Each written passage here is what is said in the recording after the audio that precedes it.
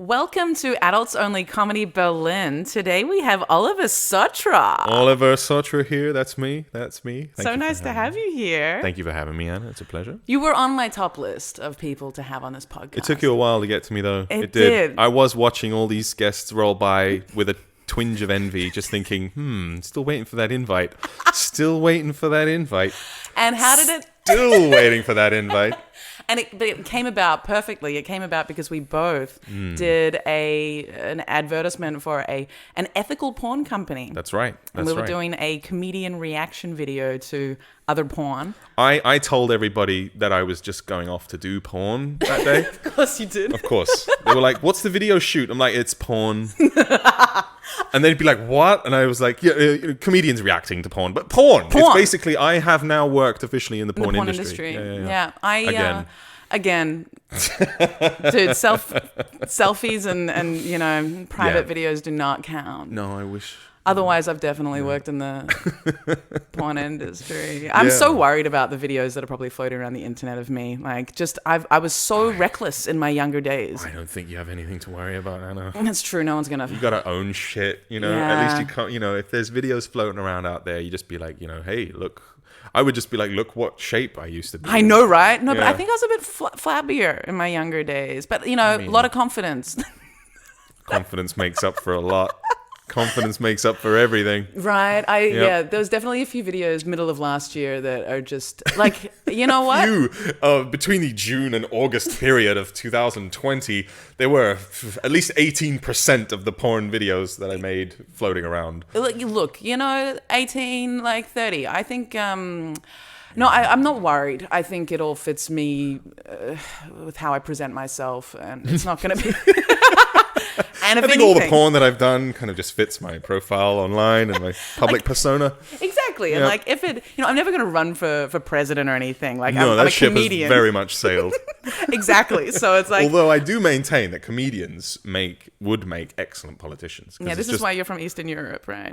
I'm half from Eastern Europe. Half. Yeah, I'm half from Eastern Europe, half from Western Europe. So that's why I ended up in Berlin, right down the middle. Right down the middle, yeah. Straight down. Half. I actually, my Serbian friends are always like, you're not English at all. You're one of us. We don't see anything English about you. That's the biggest compliment to have. Yeah. None of my Australian friends are like, you are 100% Australian, Anna. They're like, you're not really. You're a bit Australian. I don't think of you as Australian at all. No, I don't think so. No, you're far too likable. Likable. No, Australians are likable. It's just I grew up in England, so I just have this just every Australian you ever met used to just work behind the pub bar. Yeah. And it was always like, oh, okay, that's what Australians do. They're here to drink and to fuck. I'm here with a backpack. Serving beer. Serving beer. I'm gonna keep traveling.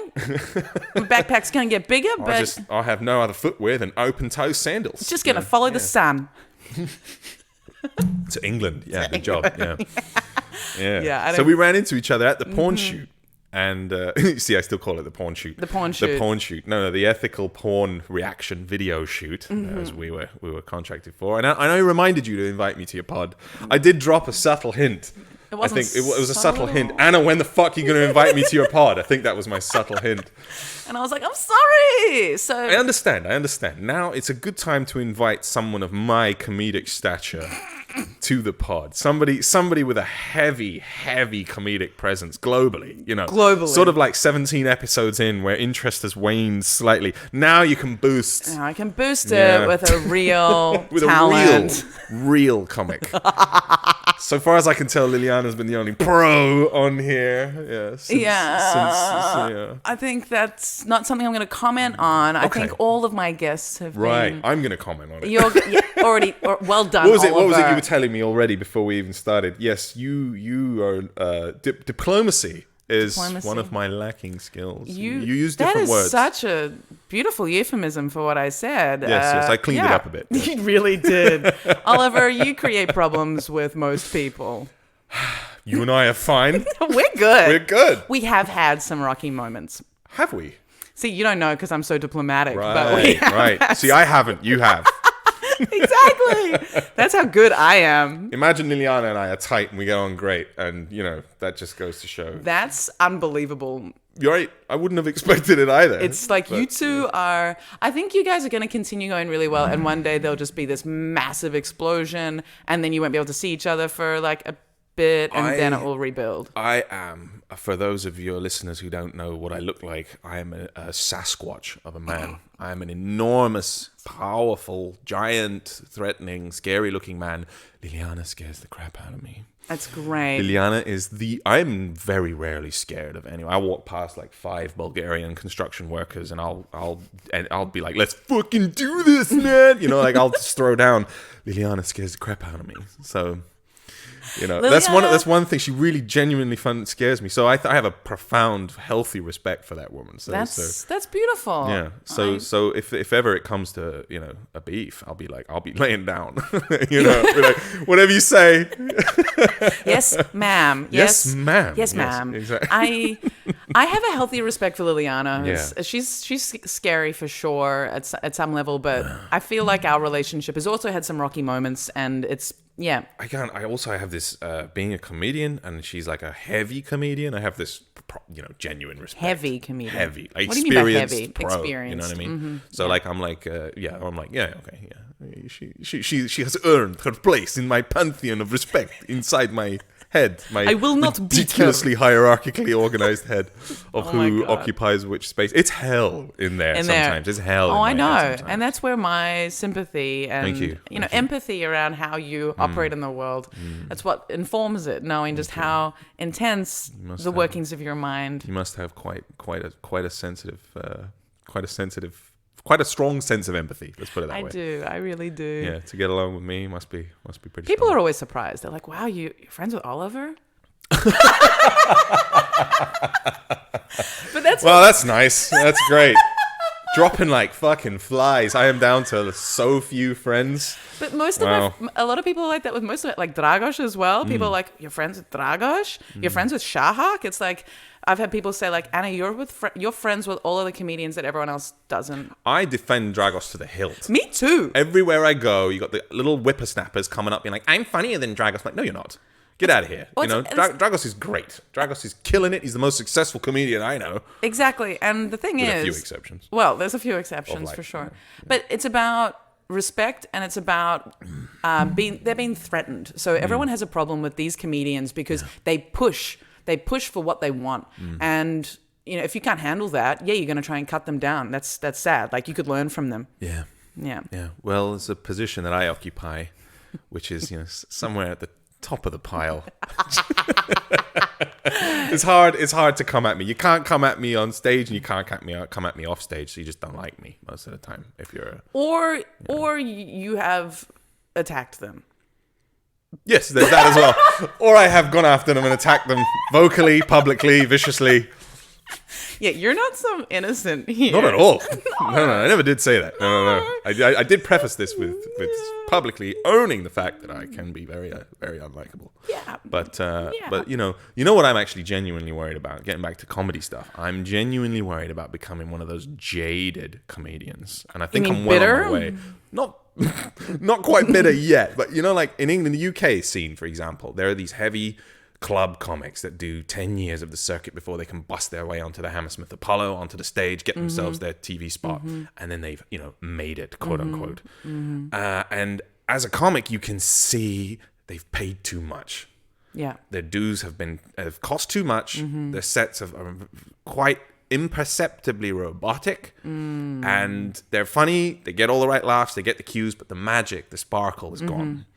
You know what I mean? I'm not a fan of the UK scene. No, I mean, there are some cracking comics, but it's very regional stuff. It's super regional. It's tailored for the UK market. Absolutely. And I am not interested in that. Like, there's great comedians. I don't want to be in that market. Yeah, that's why I'm here. It's brutal. I did the whole UK circuit for 4 years, and it is the most debilitating circuit.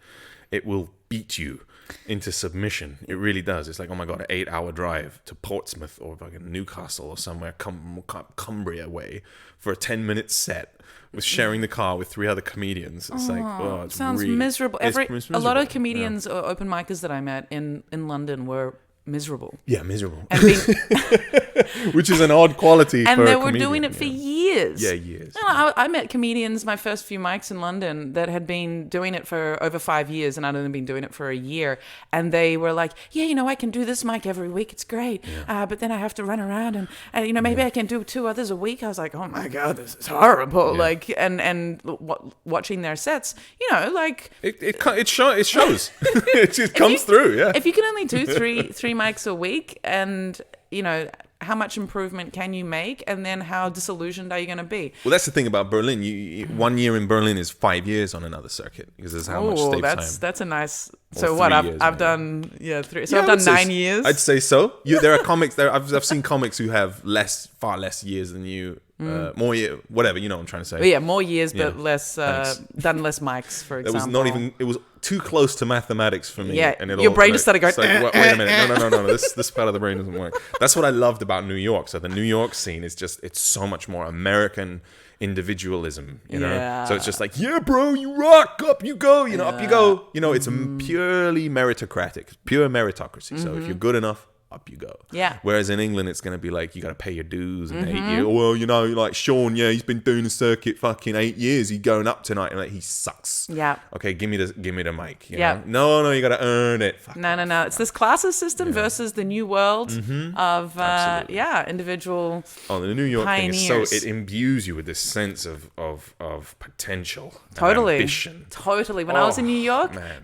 I would meet people and they'd be like, so what kind of art do you make? And I was like, that is the right question. That's a beautiful question. Did you People just respond with assumed. comedy?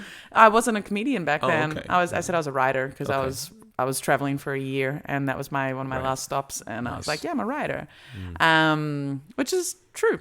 Still, Of course it is. Of course, if you're of a course comedian, it is. you're a writer. I'm a writer, That's it. exactly. All there is to it. Even been Yeah. getting paid for it now too, as well. Ha ha ha ha ha. Yeah. No competitiveness here. Yes, rub it in. Yeah. Sorry, No, it's sorry, good. not sorry. I earned not it. sorry, yeah. Maybe. I'm let's not say. a great writer, I don't think. I think I'm more of a. I mean, I've written stuff for comedy and I've done comedy writing gigs, but I still think that my jokes don't come to me in that way. I don't sit down and write 4 hours a day. I'm just like, bing, flash of inspiration, boom, then it No, goes. in the notes. I'm. Yeah, we need to move on to sex, but in terms of Well, Jesus, I'm glad this isn't the videos portion of the pod. take off your pants.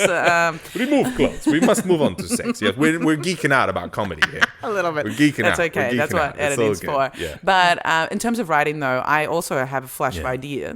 It's a flash idea, and then I'll write it out, and then I take like the writing of it very seriously, and like how many words and what the words sound like, and it's very specific writing. But I will not sit down and try and just write. It doesn't work like that. That doesn't work like that at all. No. So sex. So sex. So this is adults only, right? So this is adults only. What were we talking about before? You were telling me about you run the show called Hairy Bitches. I do run a Hairy show Bitches. with Kate Checker and Moni Okay. Jang called Hairy Bitches, and we started this show. Harry Bitches? Harry Bitches. Harry Bitches. Bitches. No, Hairy Bitches. Hairy Hairy Bitches. Yeah. Bitches. Hairy Bitches. Right. The Facebook page is Harry BS because of Oh, censorship. God. Jesus. Yeah, because that's what needs to be censored. In Exactly, today's bitches, world. Yeah. hairy bitches, Jesus. So anyway, the show came about because Fabian, the owner of Mars Comedy Club, asked me to run a dating show, and I was like, "What's the target market?" And he said, "White women who drink wine." Use Bumble. And I was like, okay. White women that drink wine and use Bumble. Okay. Yeah. And I was like, okay. And I was like, so I'm going to make this empowering for women. And he said, yeah, but I don't want... Yeah, all of that, whatever. Yeah, but just like just no hairy lesbians, okay? Oh, Jesus. What's wrong with that? And at that point, I stopped removing my body hair. Okay. And I did that for up until last night, actually. Randomly, but at that point I stopped removing my body hair. I had a podcast with Oliver on Saturday the previous night. No, I've got a date Please tonight. tell me these things aren't... Okay, good. I've got a date good. tonight. You've got a date Okay. tonight. So you've removed your body hair for that It wasn't date. for you, Oliver. Okay, thank God. I'm just making it clear. Making it clear here. Jesus. No, but if anyone else has been following the podcast, body hair... If anybody else has been following Anna's body hair... has been a massive topic, and it's a really political topic. And anyway, Fabian came back to me and said, I want you to run a show. And I was like, I'm only going to run a show at your club if I can call it Hairy Bitches. Great name. It's now on Clubhouse. Check it out on Clubhouse. Mondays. Hairy Bitches. Shameless promo. Exactly. That's what it's all about. But it is shameless. It's about smashing shame. Nice. But yeah, so I had a full bush, armpit hair, and full leg hair for the last year, and over the last 2 months, I've been sexually rejected for the first time in my life. For the first time in my life. What a novel experience this must have been for you. It has been. And now I'm putting it down to my hairiness because thinking it's my personality is just not possible. Couldn't be. I prefer to think that. It was something I could easily remove. I could easily change. And I prefer to think of these men as being shallow and not able. How old was this man that rejected you they were sexually? 30, 33. Maybe. Well, I mean, men at 30 these days are still boys, aren't they? Mm-hmm. And there's a lot of that. There's a lot of that stigma with them. I don't want anybody here. There is that, and it's very strong. And I had the full package of hair options. Full package. Nice. I couldn't really sit in any position where you wouldn't see some very long hair. Sure. And I was really upset by the last rejection. Where, how do you know that it was because of this? And I don't. Okay. It could also be that I am just a really big personality and that's uncomfortable. I'm not going on dates and trying to make men like me. Sure. I'm just me. Yeah. I mean... It should be like that, what's right? wrong with it? Yeah, it should be fine, yeah. But the thing is, with both of these people, we got along really well. We had a whole lot of fun, and then we fucked. Yeah. And then they were like, "I'd really like to be your friend. I don't want to have sex with you again." That's well, as a man, the reaction there is just, well, thanks for the pussy. We're good. I'm okay with that. Most men don't take that rejection well at all. I always felt that up until that, whatever time the woman chooses to spend with you, however free she wants to be with her body with you, that's all a gift. Mm-hmm. And up until that moment where she doesn't want any more of you, you leave with respect and you say ciao and you part ways, and it's like, thank you for the time you've spent with me so far. And that's how I have taken these dates. I'm like, okay, I got a bit of dick at, as a woman, the first date, the first sleeping together experience usually means I'm not going to orgasm because I'm not really there with them yet. I'm not fully comfortable yet. And so when I then get I don't want any more of your pussy, that means, okay, there's no development for me to orgasm with this guy. Well, that's fair enough. That's totally fair enough. And I've never had it that someone has slept with me and then said, I don't want any more. Wow. You've never had it that they've not come back for seconds. Exactly. That's funny. Exactly. Well, I mean, it's all about the connection, isn't it? There's some people for whom right now I am still the greatest lover they ever had. And then plenty of other people for whom, my God, what a waste of time that was. Or whatever. You know what I mean? Yeah. Some people you click with and you feel like a machine. And other people you don't click with and you're like, this was horrific. I'm out. But neither of these were horrific, and there was to be fair, personality. Few of the experiences were horrific. That's a little bit of a it's a little bit of a hyperbole there. Maybe it didn't quite click. Yeah, but with these people, there was good personality connection. We were having fun, and then the sex was there was chemistry there. It wasn't like this horrible awkwardness. It wasn't even awkward, and there was energy there. See, I think these men, these it might not be your beaux that we're talking about here, but men in general these days, boys who haven't yet, maybe they're not, maybe men is too generous of a word. These boys, these young whippersnappers here, who haven't fucking earned the right to call themselves a man yet, okay? Because let's say if you have a child, all right, and you've raised a child. I have a child, by the way. So if you've raised a child from birth and you've nursed a wife through pregnancy and then through the post-pregnancy and then, deep into being a sort of having a wife with a child, then you've earned the right to call yourself a man, because then there is there's loads of bush.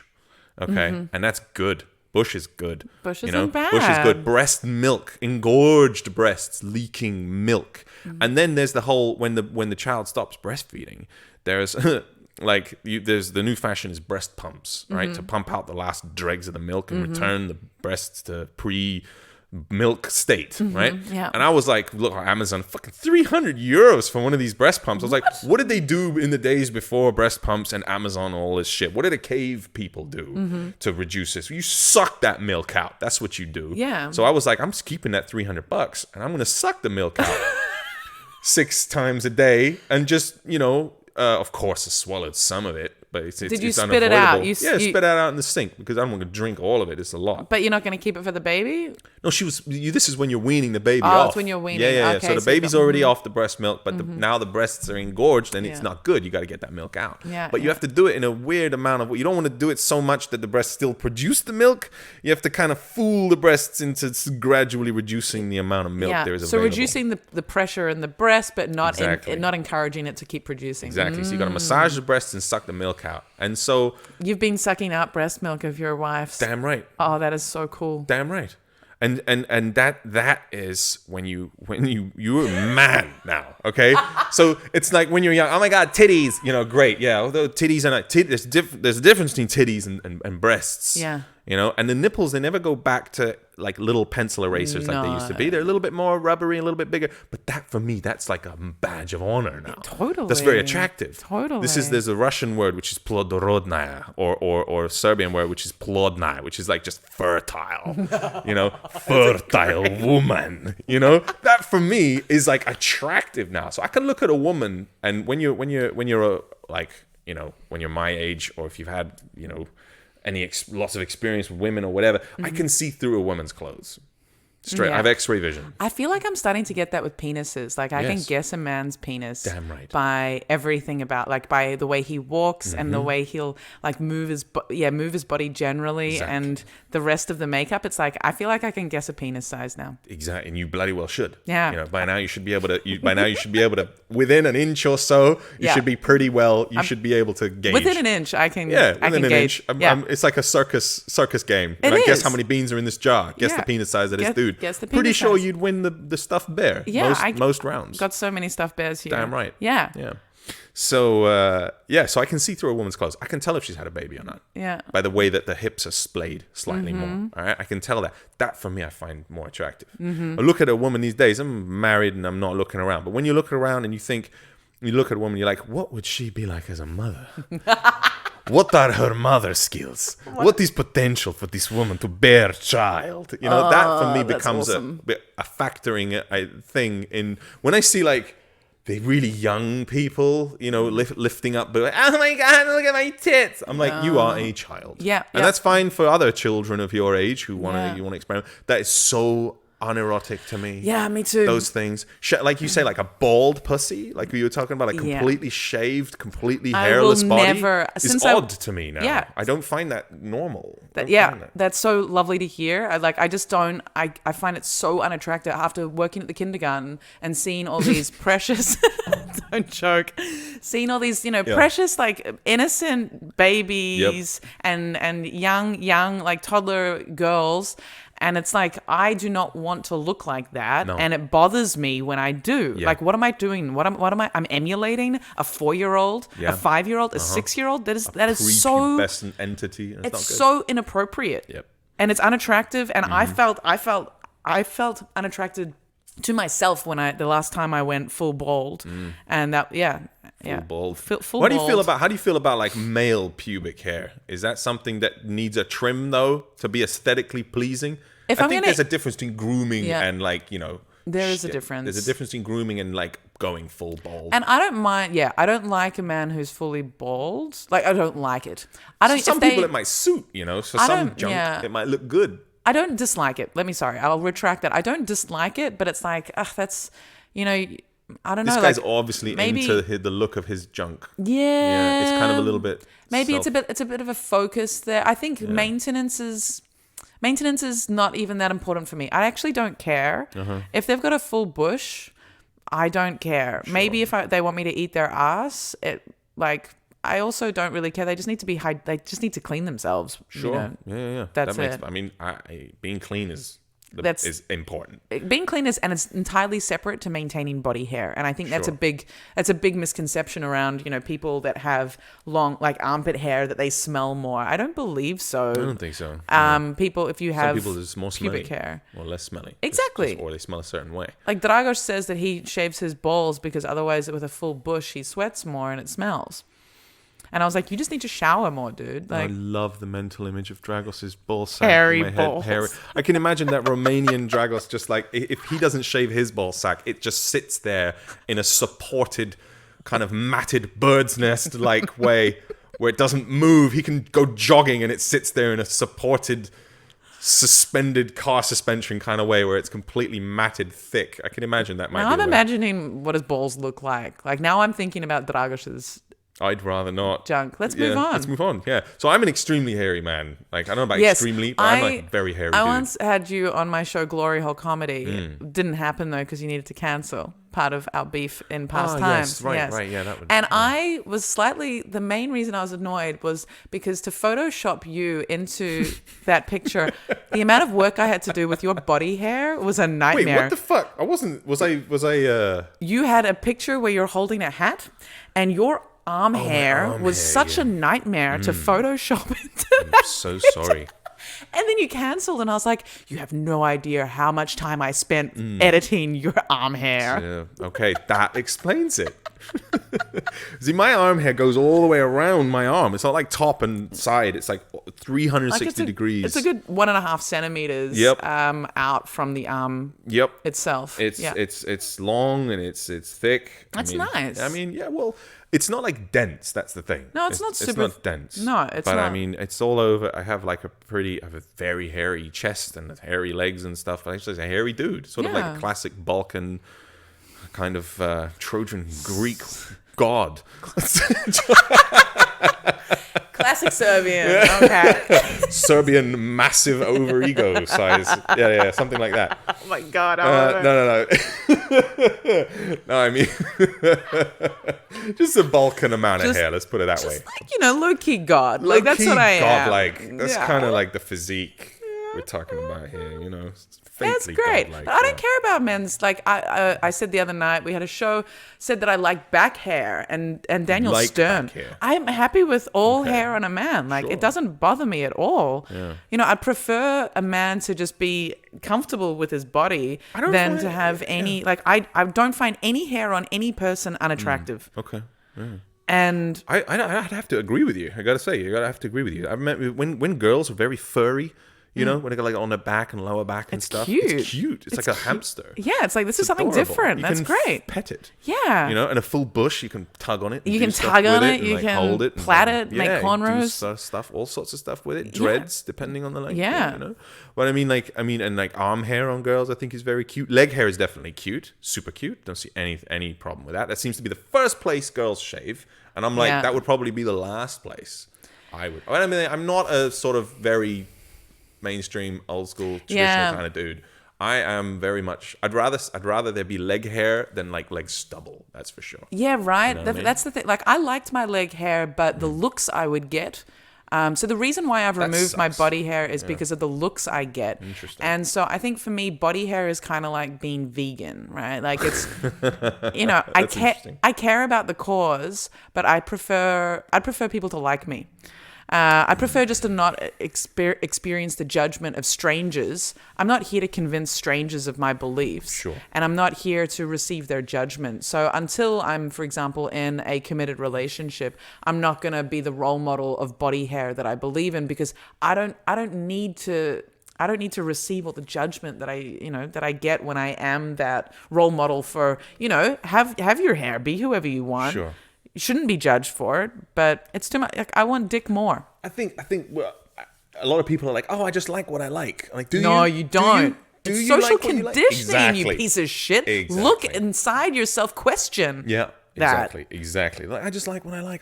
I'm into this. I'm into that. And you ask yourself, if you're, I'd say again, I'm possibly being a little bit ageist here, but I think you have to achieve a certain age or a certain level of life points before you can convince me that you do genuinely like something rather than you've just been conditioned to like it. Well, I think think a certain way. it's like you need to understand a bit of politics, like political theory, how things work, why we have preferences. It's not, look at the porn industry. Look at every image of women presented in the media. There's a reason why we expect women to not have armpit hair, leg hair, or a full bush. There's no standard for it except in the lesbian community. You know what it is? It's the lizard people and the waxing industry. That's what it is. It's all a fucking conspiracy, man. It's a conspiracy. It's the government, man. It's the government. It's all the waxing salons, man. That's where they're fucking. That's where they get you. It's true. Yeah. It's industry. It is an industry. Of course, it's a beauty industry. It's the beauty industry, and it's super powerful. The porn industry and the beauty industry. Now, I just removed. Kate Checker and I had a bet if they couldn't convince me to not trim my pubic hair, then who's they? The Clubhouse chat room that we had. We did a whole chat room about this. Right. And if they couldn't convince me to not trim it, then Kate would also trim it, and then we would keep our pubic hair and then make a moustache and a beard with it. Okay, so trim it like with scissors, retain the discarded pubic hair, attach it to the face. As facial hair. Interesting. For a TikTok content fucking piece. Hell. I mean, that's original. Yeah. So I have a jar of pubes in my room. I'm not going to show you. I'm good. But what I have missed about having a maintained pubic region is just being able to see my stuff, like, quite easily. Like, to be able to look down and see my lips and be like, yeah, that's my pussy. Whereas before, when it was just this full bush. That's the reaction. Yeah, that's my pussy. That's my pussy. Hey, girl. How you doing? That's my pussy. Hey. That's all you wanted. That's the only reason you ever shaved. Just like, that's my pussy. That's my pussy. Fair enough. Exactly. Okay. And also the ease with which my fingers can now enter. It's like when there's Are the pubes really that much of a barrier? It's a little bit of work. It's a little bit. You got to go to the left, to the right. Left to the right, just a little bit of fucking pussy lip shuffle. Yeah. Exactly. Okay, you got to part the waves. You know, you gotta get through the grass. Pussy is a complex, mysterious piece. It is, and it's even more mysterious when you've got a full bush. Right now, it's like I can go down there, boom, I'm inside. Like, it's very fast. Right. Yeah. Right. So I'm enjoying my one day of being hairless. I like when there's a massive bush and you have to sort of hack your way in there with a machete, Indiana Jones style, to get to the jewel of clitoris. You know what I mean? Yeah. And just like, just hacking your way through there. Just like a whole forest, jungle vibes. You feel you earned it more. It wasn't just sitting on a fucking plate for you. You know, you hack your way in there and you fucking earn it. I love that, and I'm looking forward to being in a committed relationship to give my partner that experience. Interesting. So if let's play devil's advocate here. Please. So if you got the full bush and you go out with a dude and things are going well and you guys get back home and he attacks that and he goes for it and he's all pro bush, you're gonna respect him more off the bat. Yep. Okay. Interesting.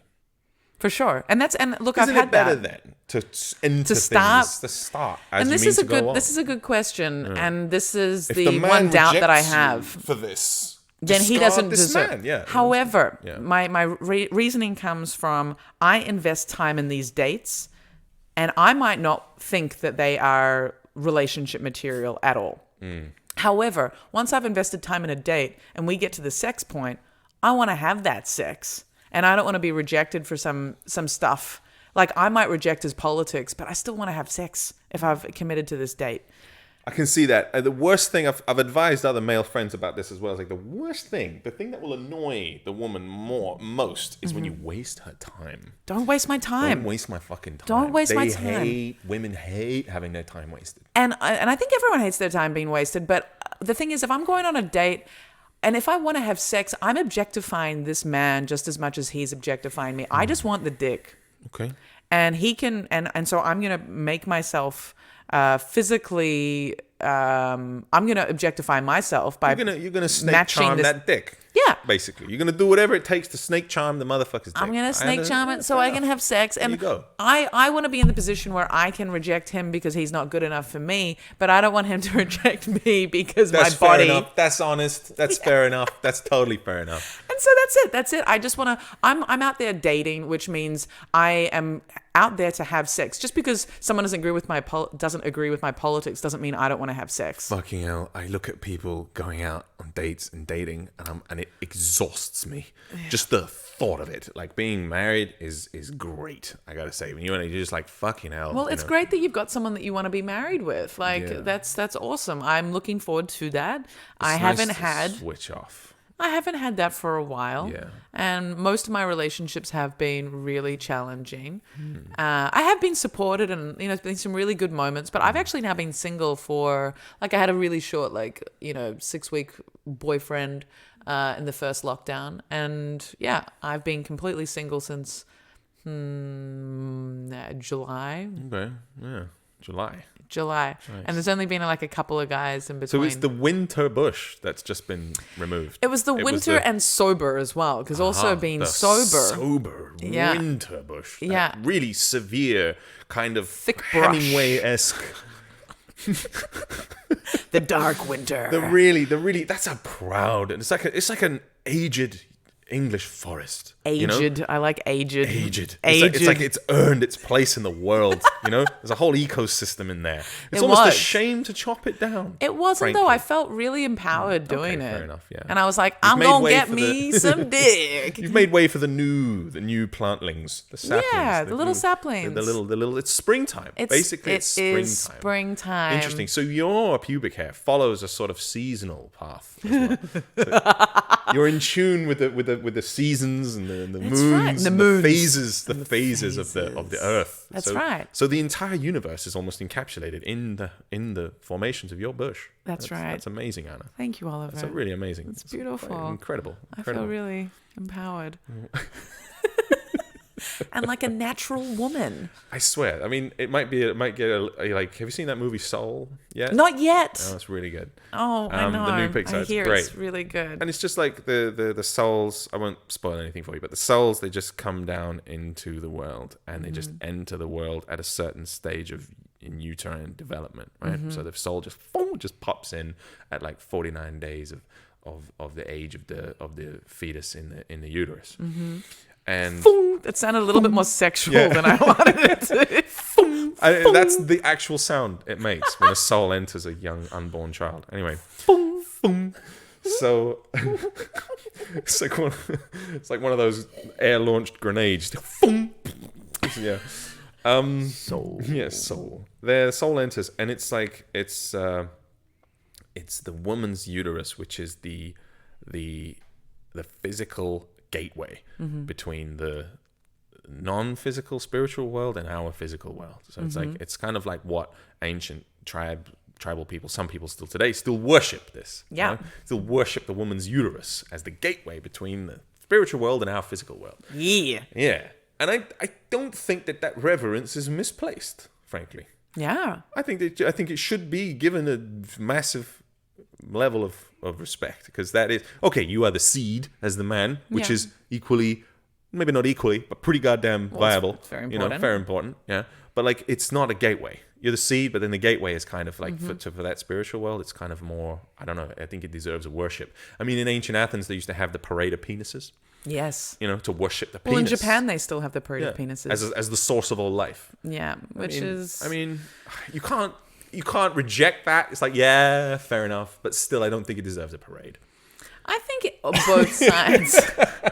I'm judging anybody's doesn't deserve it. Penises not quite. Don't deserve it. No, not a parade. No, I don't think it. I think it can get a parade, but I think there needs to be also a wonderful parade for a pussy parade, exactly, parade, for the crucible of life. Where it can really, where it develops and is formed. Well, I mean, I'm trying to think of a pussy parade or a sort of like worship of a uterine thing. There's those, just the fertility statues are just like swollen bellied women. Yeah, basically. It's not really vag focused or.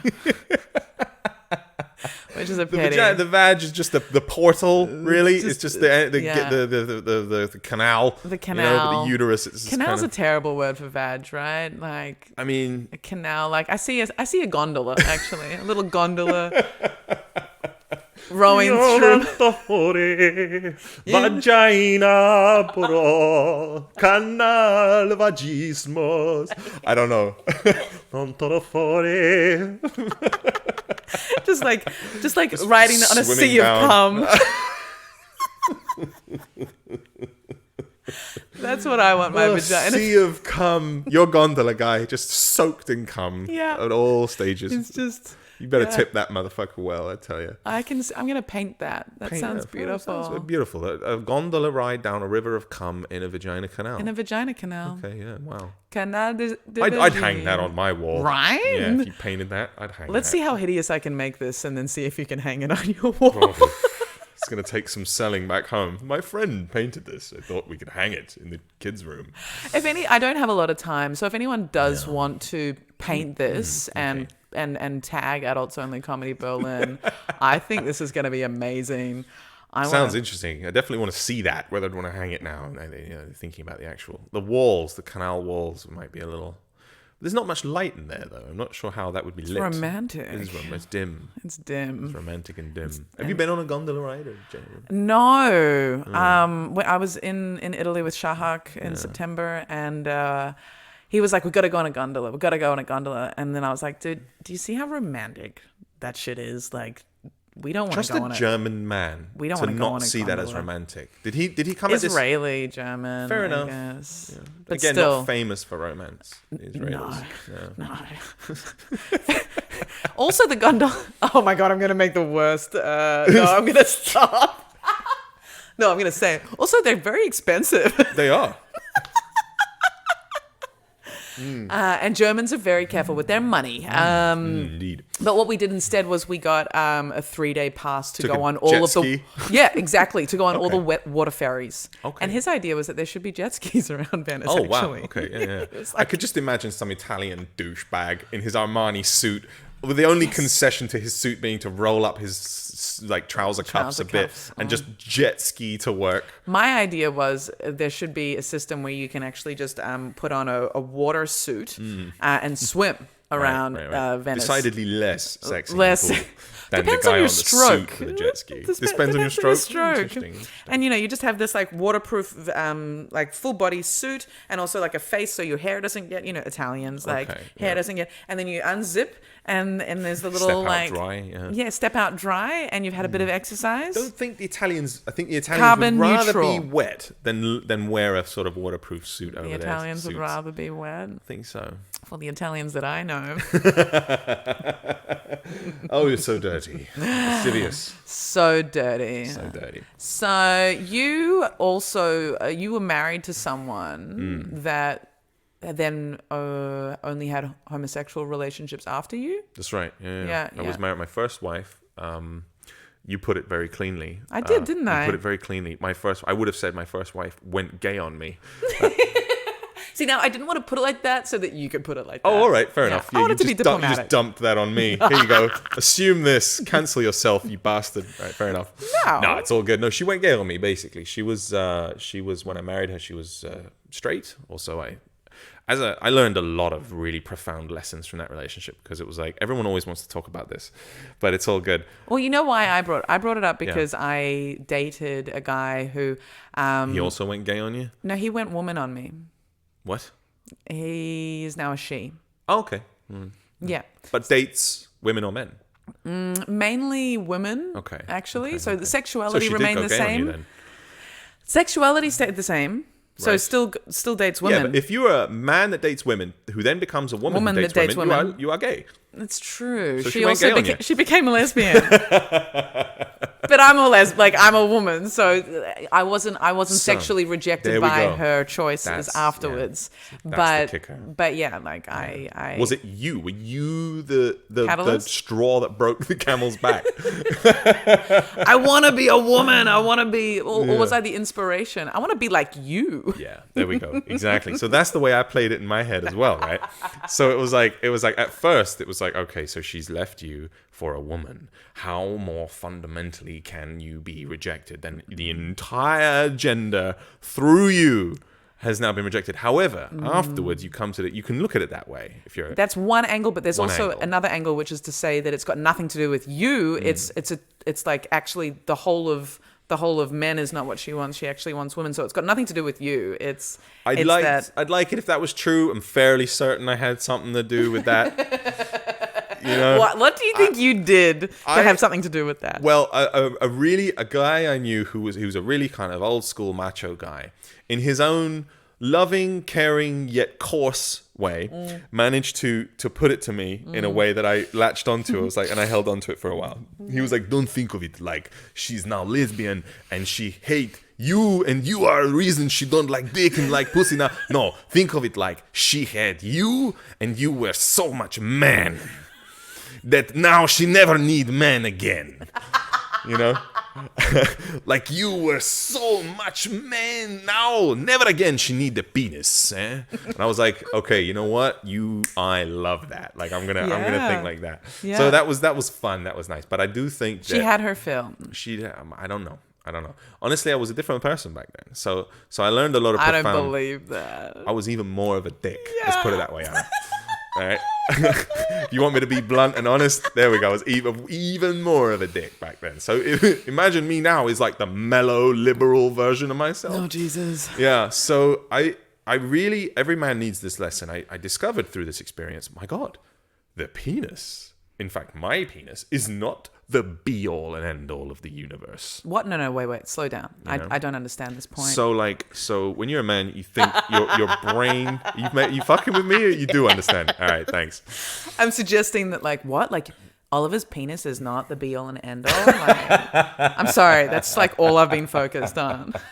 Look, a man's ego is just inexorably tied into his fucking penis. Like it's right. It's the two of them function as a symbiotic entity, right? Yeah, I'm connecting my pussy more with my ego. Yeah, and I am. Absolutely. Now I can see her again. It's helping. That's nice. Yeah. I mean, hey girl, there you are. Hey, that's my pussy. That's my pussy. That's my pussy. So it was like, oh my God, you know. Because all the way during our marriage, we were married for a year. It wasn't exactly like a long time. That's like my first marriage. I've only had one, but I like to call it my first. Nice. It is definitely going to be a first. Yeah. She would sleep with other women, and she would ask me to invite women to bed that she liked with us, and blah, blah, blah. So I was, at that point, I was just like, yeah, awesome. Threesomes. Right on. You know, just this most basic way. Dude. Cool. Last night, two girls, man. You know what I mean? Yeah. You know, and that was like, and I wasn't as young as you'd think. So I was like, what was that? I was like 29, I think, back then. So that's almost young 10 years ago. for a man. That's for a youngest man. Yeah, fair enough. So I was, and I remember it was my brother that sharpened that into focus for me. I was like, hey, another threesome last night, bro. And my brother was like, yeah, you know what? I think your wife's gay. Sharp. I like how you call that sharpening that into focus. Yeah. No, that is like kicking you in the balls. Yeah. And I was like, no, of course not. It's like, how many threesomes have you had with your wife, dude? And it's always a woman. And it's like. I love how that's like, and it's always a woman. Like for most guys, that'd be like, yeah, it's always a woman. I don't have to like see another guy fuck my wife. But like your brother was like, dude, it's always women. Always a woman. Like she's never asked for a man. Yeah, it's not like she's into three ways or sexual experimentation. She is into the woman aspect of this, and repeatedly as well. Yeah, because when I was in my open marriage, it was always like, dude, I want another guy. Like I want another guy in here. I want two dicks. Like that's what I want. You were open to both. Yeah, I was open to both. So that's more of a sex play rather than like, you're gay. Yeah. I was like, oh, do I have to eat out another friend? Okay. Just for you. You owe me. I was really like, I can't eat out all my friends. Like, it's getting weird. Like, when we have barbecues. We can't just go... It's like, I've eaten everyone here. Wow, Anna. Like, you know, maybe you could spruce up the guest list.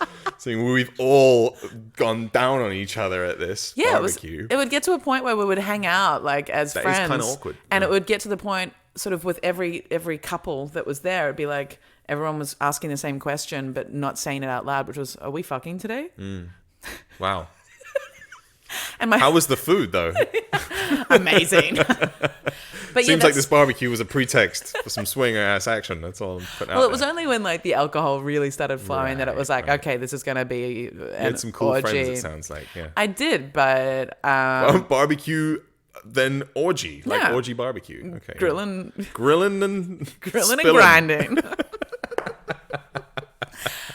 But that's why we ended up going spit on roasting and spit roasting. That's right. Yeah, just spit roasting. Yeah, just it. That's Just spit all. roasting. Just spit That was roasting. it, yeah. But that's why we got onto online dating, like before Tinder Right. and apps existed. We were using adult matchmakers and Red Hot Pie and finding other couples. Fucking so that hell, we showing could, your age here. Yeah. right? Yeah, fucking hell. and finding other couples because I was like, I don't want to fuck any more of our friends. Well, that's Except for probably- that guy. Like, that guy was hot. Like, I'll, Except for your brother, Tim. yeah. He's always welcome.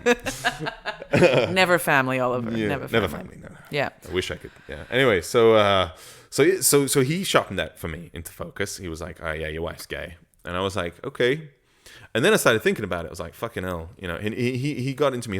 He's like, "So does she go down on the other girl?" I was like, "Well, yeah," with great enthusiasm, With gusto. yeah. So there's a difference in like open-mouthed, open-eyed, tongue-flicky action and closed-eyed, loving, into it kind of pussy eating. You know what I mean? Mm-hmm. So now the thing was So interesting to really love eating pussy. Like I get it. Like men like it, and other women like it, and other people like it. But it's just not something that I really get into. It's like I do it, but it's not. Yeah. exactly what I'm saying. You do it, and it's probably open-eyed, tongue-flicky, It's like, getting each other off kind of fun like, times. do you work like I work? Does this work right now? Yeah, exactly. Not like you're into it because I love this, which might be how you suck a dick. You know what I Yes, mean? 'Cause exactly. you're straight. Exactly. Or whatever you like dick. And but you can get a pussy off, Yeah. but it's not with that deep, profound love for the act. So she's going at it with that deep, profound love for the act. And then I started to notice this, and then I started to pay attention. And it was like, oh, you must be, when you look back, it's like, oh my God, how blind was I? No, you see what you want to see. Always. You see what you want to see. And I'd like to say that's like a man thing. Women see what they want to see too. They'll look at some skinny douchebag and be all brokenhearted. I'm like, you can do so much better. What do you see in this fuck? Blah, blah, blah. The usual. So I saw what I wanted to see. And then after that, I was like, oh, shit. You were just skinny shaming men, weren't you? You were just saying. I was, because I'm a large man. And like when a woman likes a sort of like a Jude Law type, the skinny, good Someone looking. that you could just snap. Where I could literally snap with one hand. I'm like, ugh, she like weak men. You know what I mean? Weak men. She don't like real men. That's just the first reaction I have in my head. So skinny shaming a dude. Like, go, does you even lift, bro? You know what I mean? Like that's like my first reaction. Yeah. So it's just jealousy, I think. Then I started to notice that she was going really gay on me. She was going really gay on me. So how was she going really gay? She was going really gay on me in the fact that like she would be watching lesbian porn, sending me pictures of women that she wanted to fuck. Oh, look how hot she is, blah, blah, blah. And it was like tickling at the back of my mind. So this is the realization, like, well, she might be going through a gay phase, but she will always return to the foundation of the universe, the totem pole that is my penis. The husband's penis. This can never, ever be replaced. You know what I mean? This really egocentric way of looking at your own body. So that's shattering. You might think that's pathetic, right? You look at a man and you feel like it's pathetic. Well, not even pathetic, but you might judge it slightly from the outside. But then, like, for a man, that is rather a profound realization. But oh my God, it might seem silly, basically. Like, what, you didn't realize your dick's not the be-all and end of the universe. But it is actually something that men need to have slapped into them. The men that I've known that have that attitude, like I understand that. That's what society tells them. Like the power that a man thinks he has when he has a lot of love for his penis and he gets a lot of appreciation for it. Especially in a Balkan society, especially. No, maybe even not in so Australia. much. Like Sure. I dated a guy, and the way he ran his life because of his respect for himself, like his ego around his penis. Like it's accepted. It's accepted, and they encouraged even. Yeah, exactly. Yeah, society encourages that. So it doesn't surprise. I don't see it as pathetic. I see it as it's obvious that a man would feel like that. Well, then I met a woman out in a bar one night, and I really got along well with her, and she was awesome, all right? And we broed down, and we had tequila shots and blah blah blah, and we were like, oh my god, this girl is fantastic, and I said, oh, you have to meet my wife. What a great dynamic. Yeah, you have to meet my wife because my wife didn't have many friends. Because she was fucking them all. Kind of. She was also a little bit not introverted, but she was quite a strong personality. She took some warming up to. She was a delicate flower as well at the same time, but at the same time really strong and super smart. The problem I had with her actually was the thing I liked most about her was that she was my intellectual, I'd say, superior even. So I'd be challenged by her on an intellectual level, which I loved, you know. And she was also gorgeous and all the rest of it. That's why I married her, you know. I really, really liked her a lot. And so she was smarter than me, which was a problem because she outsmarted me, you know, at every fucking turn. Yeah. And I'm not used to that. So I'm pretty fucking smart, but she fucking bested me. So you could see my ego took a beating. Yeah. And this one took a beating, really bad beating. In fact, I would go so far as to say shattered into a million pieces, and I had to rebuild it from the ground up. Which is fantastic. But I did a good job of it. And you know what? She's a great person, like the perfect person for you to have met at that point. I guess. To give you to put yourself into perspective and to be challenged and to be broken. There's a saying in some I think it's like Hindu or somewhere where it's like shatter your heart to make room for limitless love. Interesting. And so it's like you got to break apart so that you can see, you can make more space and understand things better. I wouldn't say I have now limitless love. I wish I was that evolved. That's a big life goal. That's a big life goal. I'd say now I have scars and I'm less trusting, but limitless love is a goal. Let's put it that I think way. you need to be, working with that idea alongside with like meditation and sure. Therapy. I mean, subtle hint there, Oliver. See someone? Anyway. No, yes. I did see someone after that. I did. Yeah. I have my psychologist, my psychotherapist that I saw early in adulthood, and then after this divorce, I spoke to him again, and he coached me through some of this, and he helped me put a path together. Yeah, good. So she that woman that I met in the bar, I introduced to the wife, and is now her current wife.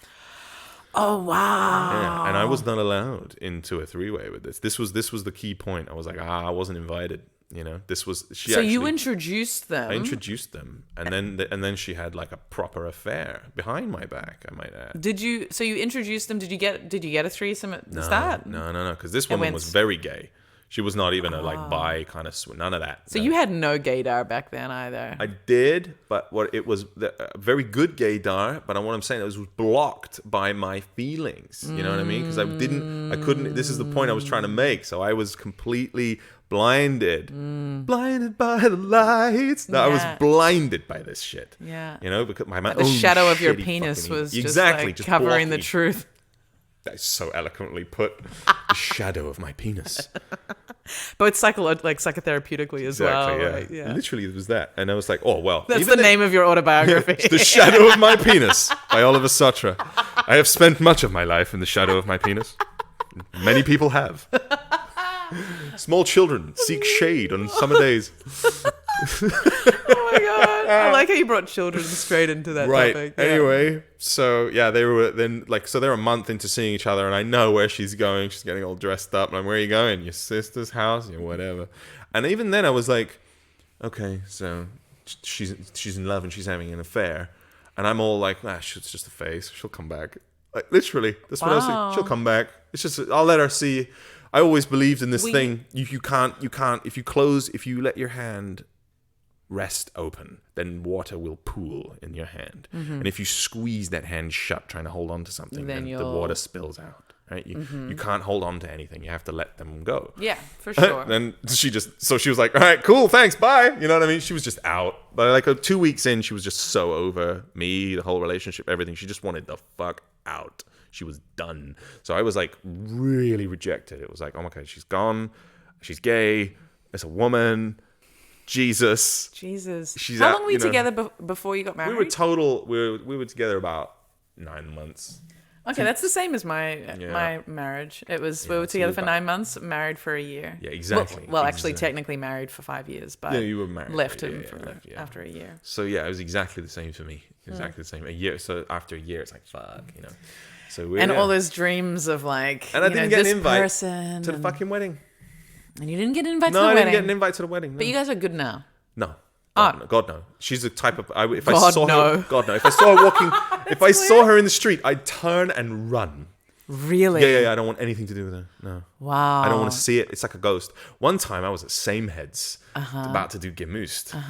And I love Sameheads. I love it. I love Gemoost. I love Gemoost. And I saw the absolute spitting image of my ex-wife sitting in the corner, and I was like, because she is the type of person. Oh, shivers right then. Jesus, and she's the type of person that would just show up after 5 years and like surprise me at a show where she'd saw me. I was going to headline whatever, and I saw her, and it was like seeing a ghost. Yeah. Like a car hit me. I was like, Jesus. My thought was, no. Yeah. And I was absolutely transfixed. And I was staring at this person, staring at her. And I got closer and closer. I was like, it is her. It's the same person. Closer and closer, staring, pointing my face right into her face, getting closer till this woman turned around and looked at me like, Jesus, man, what do you want?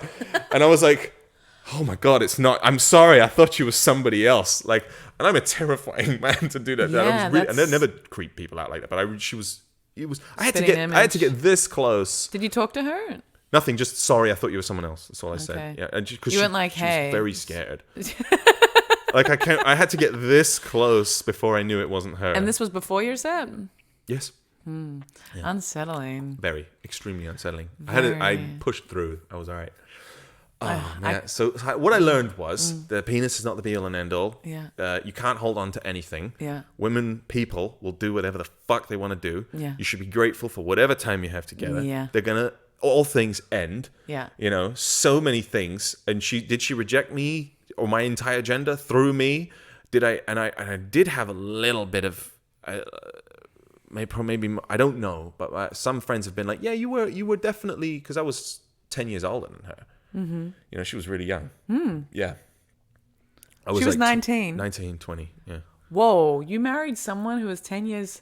My ex-husband was 7 years older than me, but 10 years... I don't know. There's 9 years. I was 9 years older. Okay, there's 2 more years, I guess. They make a difference. They do, especially if it's 40 and 30, it's fine. But 30 and 20 is a big... 29 and 20 just anyone that's 20 doesn't know what the fuck they're doing. Exactly. They're way she didn't even too know young. if she was gay yet or not. You know what I mean? She didn't know shit about herself. So that was also my arrogance. I can nurture you through the 20s with my vast amounts of experience. But also, like, why would you want to do that? Like, let them figure it out themselves. She also talked a strong game. So, I guess she was also a very compelling person. Compelling and beautiful and confusing and gorgeous and blah, blah, blah, and all the rest of it. And it was very smart. And it was like, all right, fuck, Yeah. I just let myself get carried away. We all get bitten. We all get bitten. We do. We all get bitten. No matter how slick you think you are, how experienced you are, you know so much shit, you can get bitten. Right now there's someone out there who can bite you.